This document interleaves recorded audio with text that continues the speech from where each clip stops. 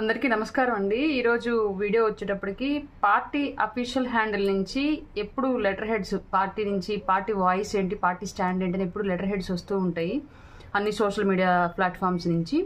అలాగే ఎప్పుడు ఎంతమంది ఆ లెటర్ హెడ్స్ని చదువుతారో, ఎంతమందికి అది రీచ్ అవుతుందో నాకైతే తెలీదు. అంటే ప్రోటోకాల్లో ఉన్న వాళ్ళకి, అలాగే ఎస్పెషల్లీ చదువుకొని పార్టీ హ్యాండిల్ నుంచి ఇలా వస్తాయి, ఇదే పార్టీ స్టాండ్ అని తెలిసిన వాళ్ళకి మాత్రం అది రీచ్ అవుతుంది. గ్రౌండ్లో అండ్ నార్మల్ ఓటర్కి, పార్టీకి అనుకూలంగా ఆలోచించే ప్రతి సామాన్యుడికి అది రీచ్ అవుతుందా లేదా అన్నది నాకైతే తెలీదు. బట్ నిన్న పవన్ కళ్యాణ్ గారి పేరు మీద వచ్చిన ఒక లెటర్ హెడ్, దాని సారాంశము సామాన్యుల వరకు కూడా వెళ్ళాలి అనే ఒక ఉద్దేశంతో ఈ వీడియో చేస్తున్న లెటర్ హెడ్ని యాజ్ ఇట్ ఈస్గా వాయిస్ వినిపిస్తాను. ఇది వీలైనంత వరకు ఎక్కువ మందికి రీచ్ అయ్యేలాగా చేయండి. ఫస్ట్ టైం ఒక స్టాండ్ అనేది గట్టిగా జనాల్లోకి వెళ్ళాలి అని అనిపించింది, అందుకే దాని గురించి చేస్తున్నాను. దీన్ని అన్యదా ఎవరు భావించవద్దు దయచేసి. 4వ తేదీ జనవరి నెల 2024 వైసీపీ ఓటమి కళ్ళెదుట కనిపిస్తోంది. ఇది పార్టీ అఫీషియల్ లెటర్ హెడ్ యొక్క హెడ్డింగ్. దాన్ని ఒకసారి మొత్తం కంప్లీట్గా చదువుతాను వీలైనంత వరకు. దానికి ఇంకా ఎలాంటి ఎక్స్ప్లెనేషన్స్ ఇవ్వాల్సిన అవసరం కూడా లేదు. యాజ్ ఇట్ ఈస్గా దానిలో ఏది ఉందో అది జనాలకు రీచ్ అయితే చాలు. వైసీపీ ఓటమి కళ్ళెదుటే కనిపిస్తోంది, అందుకే కొందరు కాపు పెద్దలను రెచ్చగొడుతోంది. ఇది పవన్ కళ్యాణ్ గారి వాయిస్. కంప్లీట్గా పవన్ కళ్యాణ్ గారి వాయిస్ అనే వినండి మీరు దయచేసి. నేను గౌరవించే కాపు పెద్దలు నన్ను దూషించిన దీవెనలుగానే స్వీకరిస్తాను. నన్ను ఎంతగా దూషించినా వారికి జనసేన వాకిలి తెరచే ఉంటుంది. కాపులకు రిజర్వేషన్ ఇచ్చేది లేదని కరాఖండిగా చెప్పి కాపులనే పావులుగా వాడుకునే వ్యక్తిని ముందుగా ప్రశ్నించాలి. కుట్రలు కుయుక్తులతో అల్లిన వైసీపీ వాళ్ళలో చిక్కుకోవద్దన్నదే కాపు పెద్దలకు నా విన్నపం.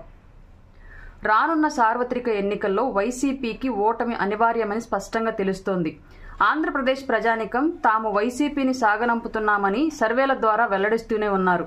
అవినీతి, అస్తవ్యస్త, హింసాత్మక విధానాలతో కొనసాగుతున్న వైసీపీ పాలనను చాలా బలంగా ఎదుర్కొంటున్న పార్టీ జనసేన.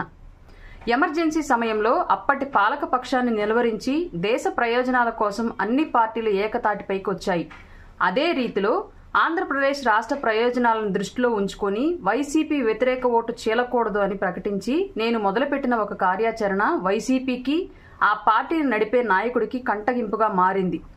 జనసేనకు శాసన వ్యవస్థలో స్థానం లేకపోయినా ప్రజా జీవనంలో బాధ్యత కలిగిన ప్రతిపక్షంగా నిలిచినందుకే ఎన్నో దాడులు, దిగజారిన విమర్శలు చేస్తోంది వైసీపీ. అసభ్యకరమైన దూషణలకు దిగి వ్యక్తిత్వ హననానికి పాల్పడ్డా తట్టుకుని నిలబడుతూనే ఉన్నాం. అన్ని సామాజిక వర్గాల్లోనూ నిర్దిష్టమైన శాతం, కాపు సామాజిక వర్గంలో బలమైన శాతం జనసేనకు అండగా ఉండడం వైసీపీకి జీర్ణం కావడం లేదు. ఈ క్రమంలోనే కులపరమైన అస్త్రాన్ని వైసీపీ ప్రయోగిస్తోంది. అందులో భాగంగా నేను గౌరవించే కాపు పెద్దలను రెచ్చగొట్టి పార్టీని బలహీనపరిచే దుష్ట ప్రయత్నాలకు ఒడిగడుతోంది. సదరు కాపు పెద్దలు అదే విధంగా మాట్లాడడానికి వారికి కారణాలు వారికి ఉండొచ్చు. వాటిని నేను సహృదయంతో అర్థం చేసుకోగలను. వారి దూషణలను నేను దీవెనలుగా తీసుకుంటానని తెలియచేస్తున్నాను. రాష్ట్ర విస్తృత ప్రయోజనాలను కాంక్షిస్తూ నేను తీసుకునే నిర్ణయాలకు సర్వత్రా హర్షం వ్యక్తమవుతోంది. జనసేన ఆవిర్భావం నుంచి నేటి వరకు ఆంధ్రప్రదేశ్ ప్రయోజనాల కోసమే అడుగులు వేస్తున్నాను అని అందరికీ తెలుసు. ఎస్సీ, ఎస్టీ, బీసీ కులాల సాధికారతతో పాటు అగ్ర కులాల్లోని పేదలకు అండగా నిలిచి వారి ఆర్థిక ఉన్నతికి దోహదపడాలన్నదే నా ఉద్దేశం. కులాలను కలిపే ఆలోచన విధానంతో అందరూ ఒక తాటిపైకి రాగలరని విశ్వసిస్తాను.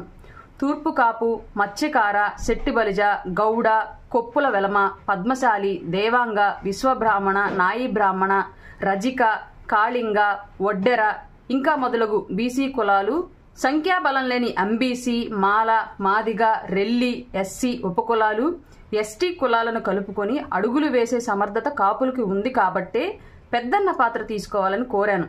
అందుకు అనుగుణంగా కాపు యువత, మహిళలు, విఘ్నులు నడుం బిగించారు.